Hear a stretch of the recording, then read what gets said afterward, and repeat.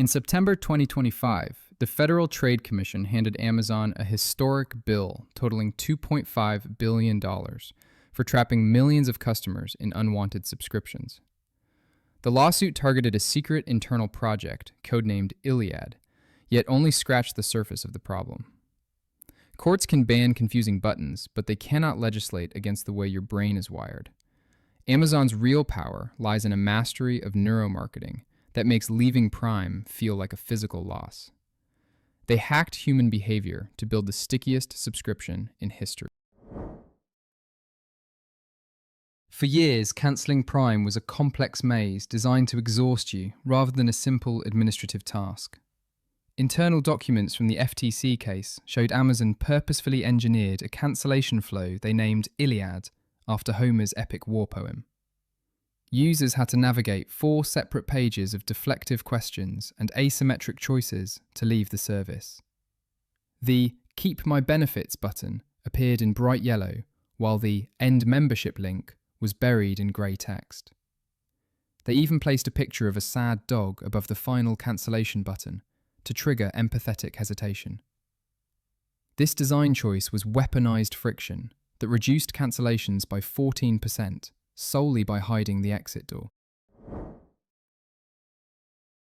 The 30-day free trial seems like a generous offer, but functions psychologically as a trap based on the endowment effect. Behavioral science shows that humans value something more the moment they feel they own it. When Amazon gives you Prime for a month, you are adopting a new normal rather than just testing a service.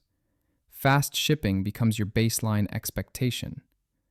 Once that trial ends, the decision shifts from buying a service to losing a privilege. The pain of losing a benefit is twice as powerful as the pleasure of gaining one.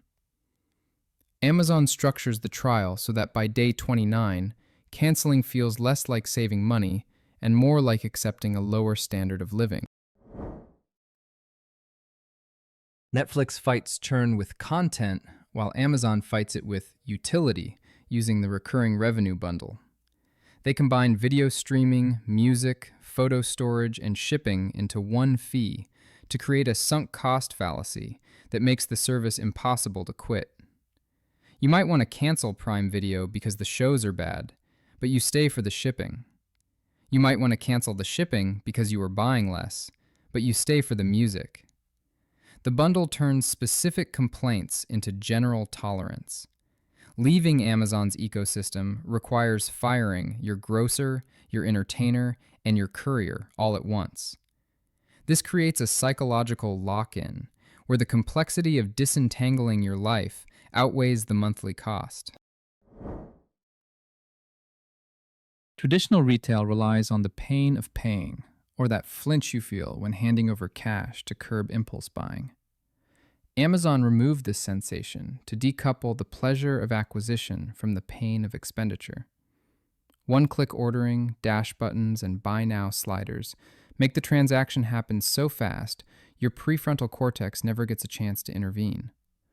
When you combine this with the free shipping sunk cost you have already paid via Prime, every individual purchase feels deceptively free. You are simply claiming a package that is already yours, rather than buying a product.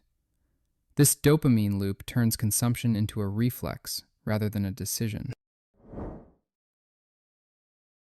Following the implementation of the FTC's click-to-cancel rule in July 2025, the saddest dog pictures are gone. You can now unsubscribe with the same number of clicks it took to join. Amazon's retention rates remain high compared to competitors like Spotify or Apple, despite these changes. This proves the ecosystem itself is the real cage, even though dark patterns were initially part of the strategy. Regulatory bodies can force a company to change its buttons, but they cannot force it to unbundle its services. We have moved from an era of deceptive design to one of structural dependency. The doors are finally unlocked, yet most people have forgotten how to walk out after years of living inside the walls. Amazon built a behavioral Skinner box, rather than a simple store, to reward us for staying and punish us for leaving. Their brilliance lies in blurring the line between convenience and control, until we can no longer tell the difference. Understanding these mechanisms is the only way to reclaim your autonomy as a consumer. Subscribe to the channel if you want to see how other tech giants are engineering your habits, and I will see you in the next analysis.